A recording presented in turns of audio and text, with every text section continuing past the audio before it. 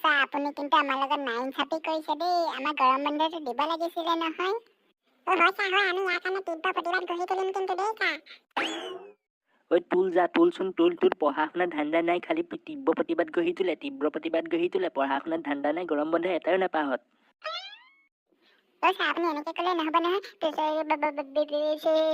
চব স্কুলতে গৰম বন্ধ দিছে, আকৌ আমাক কি আকৌ এনেকুৱা আকৌ আপুনি কৰিছে। আকৌ এনে কৰিলে নহ'ব দেই, কিন্তু বহুত সাও দিম কিন্তু আমি।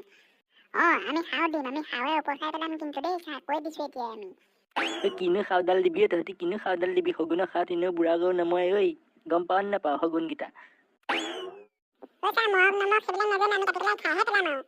এই গজনে প্ৰতি কেতিয়াবা ডাঙৰ ডাঙৰ কথা কওঁ, মোক মানে কাটি পেলাই খাই পেলাই ধান্দা মাৰিছ নেকি? এই ৰচোন তোৰ ঘৰতে ফোন এটা মাৰো ৰ, তইনো কি হয় ইমান উৎপাত কৰি থাক ৰ। ছাৰ নামাৰিব, উৎপাত নকৰো, মই গৰম বন্ধ নালাগে, ফোন নামাৰিব অকল আপুনি। তই জোৰ কৰিছ বুলিহে মই ফোন নমৰাকে আছো, নহ'লে মই ফোন মাৰি পেলাই চব লগাই দিলোহেঁতেন। তই কি কৰি থাক স্কুলত যে একদম নপঢ়া নুশুন। ছাৰ এইবিলাক বাদ দিয়কচোন, এইবিলাক বাদ দিয়ে আমাৰ গৰম বন্ধটো দিয়ক না কিবা কৰি। ছাৰ মামাৰ ঘৰ, পেহাৰ ঘৰ, চবৰ ঘৰলৈকে ফুৰিব যাম বুলি ভাবি আছিলো, গৰম বন্ধটো দিয়ক না। হয় ঠিক আছে বাৰু, ইমানকে কৈছো যেতিয়া গৰম বন্ধ দিম, কিন্তু এটা চৰ্তত। তহঁতি গৰম বন্ধৰ কাৰণে মই তহঁতৰ মাজত এতিয়া এখন প্ৰশ্নৰ মই এটা সৰু তহঁতৰ মাজত এক্সাম পাতিম, তহঁতি সেইটো যোনে পাছ কৰিবি সিহে গৰম বন্ধ পাবি, আৰু যোনকেইটাই পাছ নকৰ সি গৰম বন্ধ নাপাৱ কিন্তু। ছাৰ যি পাতক আমি দিবলৈ সাজু আছো, মুঠতে গৰম বন্ধটো লাগে আৰু, বুজিছানে? ঠিক আছে, প্ৰথমতে তোৰ পৰাই আৰম্ভ কৰো তেতিয়াহ'লে। প্ৰথম প্ৰশ্নটো তোকে সুধো ৰ। তই কচোন, তই ক এটা ডালত 3টা চৰাই আছিলে, তাৰপা চিকাৰীটোৱে ধাপকে বন্ধুকে গুলিটো মাৰি পেলাই এটা চৰাই মাৰি পেলালে, এতিয়া ডালটোত কেইটা চৰাই থাকিব কচোন?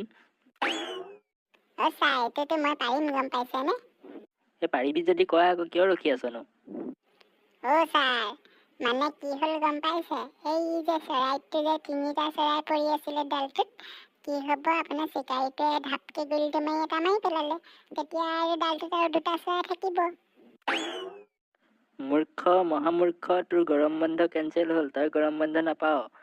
এই চিকাৰীটোৱে যেতিয়া বন্দুকটো লৈ পেলাই এটা চৰাই ধাপকে মাৰি দিলে, সেই ধাপকে বন্দুকৰ গুলি ফুটা শব্দটো শুনি বাকী 2টা চৰাই ডালতে পৰি থাকিব নেকি মৰিবলৈ, হা? সেইকেইটাতো উৰি গুচি নাযাব, গতিকে ডালত এটাও চৰাই নাথাকে। মূৰ্খ, তোৰ চেছ, তোৰ গৰম বন্ধ কেঞ্চেল। এতিয়া নেক্সট আমাৰ ভবলা আছে দেখোন। ভবলাই কচোন বাৰু। ছাৰ মোৰ লগত বৰ 2 নম্বৰী হৈ গ'ল, কিন্তু গৰম বন্ধটো পাম বুলি ভাবি নাপালোগে আৰু। তই থাক। নেক্সট কেণ্ডিডেটক প্ৰশ্ন সুধিব লাগে, তই থাক, তোৰ গ'ল, তোৰ কেঞ্চেল। ছাৰ সোধক আৰু কি সোধে, এনেকুৱা প্ৰশ্ন সুধিলে দেখোন পাৰিম নে নাই মোৰ সন্দেহে লাগিছে আৰু। যি হ'লেও নহ'লেও ক'বই লাগিব, নহ'লে গৰম বন্ধ নাপাবি।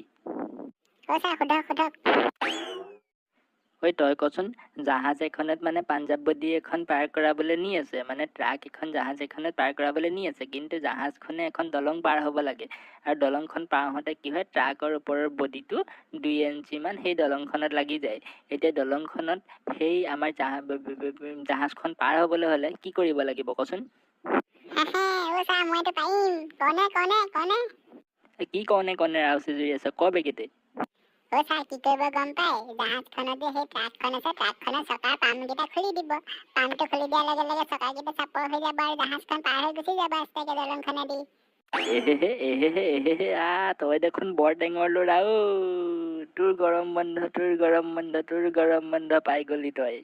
তোৰ গৰম বন্ধ কনফাৰ্ম হ'ল। এতিয়া নেক্সট তই কবি কি প্ৰশ্ন সুধো, তই কিন্তু বাচি গলি দেই।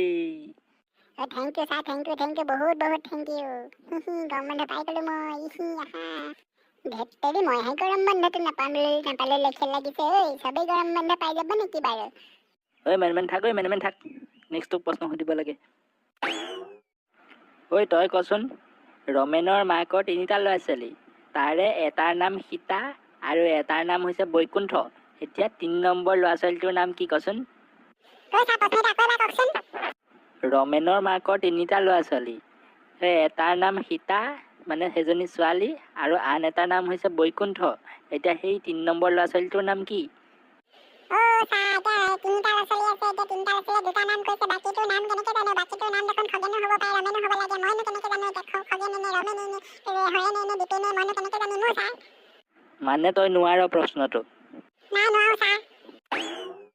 গৰু গৰু মহামূৰ্খ, মই প্ৰথমতেই কৈছোঁ দেখোন ৰমেনৰ মাকৰ 3টা ল'ৰা ছোৱালী, এটাৰ নাম সীতা আৰু এটাৰ নাম বৈকুণ্ঠ, গতিকে ৰমেনৰ মাকৰ বুলি দেখোন প্ৰথমতেই কৈছোঁ, গতিকে সেই ৰমেনৰ সেইজনী মাক নহ'ল জানো, গতিকে সেই 3 নম্বৰ ল'ৰা ছোৱালীটোৰ নাম কি হ'ব, ৰমেন নহয় নেকি কিবা? 3টা ল'ৰা ছোৱালী, ৰমেনৰ মাকৰ 3টা ল'ৰা ছোৱালী বুলি কৈছোঁ, তাৰে এটা নাম সীতা এটা নাম বৈকুণ্ঠ, তেতিয়াহ'লে আনটো কি হ'ব, ৰমেন এটা ল'ৰা ছোৱালী নহ'ল নেকি কিবা? তো ৰমেন বৈকুণ্ঠ আৰু সীতা আকৌ, আনটোৰ নাম ৰমেন হ'ব, সেই সাধাৰণ কুৱেশ্যনটোকে নোৱাৰিলি তই? ছাৰ বহুত এডুকেশ্যন দিছিলে কিন্তু নোৱাৰিলোঁ, মোৰ গৰম বন্ধটো কেঞ্চেল হৈ থাকিলে ছাৰ। মেন থাক তই মেন থাক, তোৰ হৈ গ'ল আৰু এতিয়া একদম লাষ্ট আমাৰ দীপালীয়ে প্ৰশ্ন সোধোঁ, দীপালীক সোধোঁ, দীপালী তই যদি উত্তৰ দিব পাৰ গৰম বন্ধ পাবি, নহ'লে নাপাওঁ, নহ'লে গ'ল আৰু সিহঁতৰ লেখীয়াকৈ। ছাৰ যি সোধে সোধক আৰু, ক'ব পাৰিলে পাৰিম, নোৱাৰিলে নাই আৰু। বঢ়িয়া বঢ়িয়া, এইটো কনফিডেণ্ট লাগে, মই তোক এতিয়া প্ৰশ্নটো সোধোঁ। শুন, মহাত্মা গান্ধী মানে একদম খোলা ট্ৰাক এখনত উঠি পেলাই এফালে গৈ আছিলে, ইমানেই বতাহ মাৰিছে মানে একদম মানে মহাত্মা গান্ধী একদম মূৰে চূৰে গোটেই বতাহ লাগিছে। এতিয়া তই মোক কচোন, একদম পূৰা বাওঁফালৰ পৰা বতাহটো পূৰা বেছিকৈ আহিছে একদম, তেতিয়াহ'লে তই মোক কচোন মহাত্মা গান্ধীৰ চুলিকেইডাল এতিয়া বাওঁফালৰ পৰা বতাহটো আহিলে কোনফালে মহাত্মা গান্ধীৰ চুলিকেইডাল উৰিব কচোন, মহাত্মা গান্ধীৰ চুলিকেইডাল কোনফালে উৰিব? ছাৰ মহাত্মা গান্ধী চুলিয়ে নাছিলে, ক'ৰ পৰা উৰিব, চুলি নাই। বঢ়িয়া বৰ টেঙৰ ছোৱালী দেই, তই কিন্তু বৰ টেঙৰ ছোৱালী, পাৰিলি কিন্তু এনচাৰটো দে। তহঁত দুটাৰ গৰম বন্ধ হৈ গ'ল আৰু তহঁত দুটাৰ নহ'লে, তহঁত দুটা কাইলৈ পৰা নেওতা মুখস্থ কৰি আহিবি গৰুকেইটা, একদম নেওতা মুখস্থ লাগিব, কাইলৈ নেওতা মুখস্থ কৰি আহিবি, নহ'লে একদম চেলিয়াই পিটিম একদম গোটেইকেইটাকে। আৰু তহঁতকেইটাই গৰম বন্ধ মামাৰ ঘৰ পেহাৰ ঘৰ যি ফুৰিবলৈ আছে ফুৰি ল'বি, আৰু মই ক্লাছৰ পৰা যাওঁ এতিয়া। ছাৰ ধন্যবাদ দেই, ছাৰ থেংক ইউ ছ' মাছ দেই।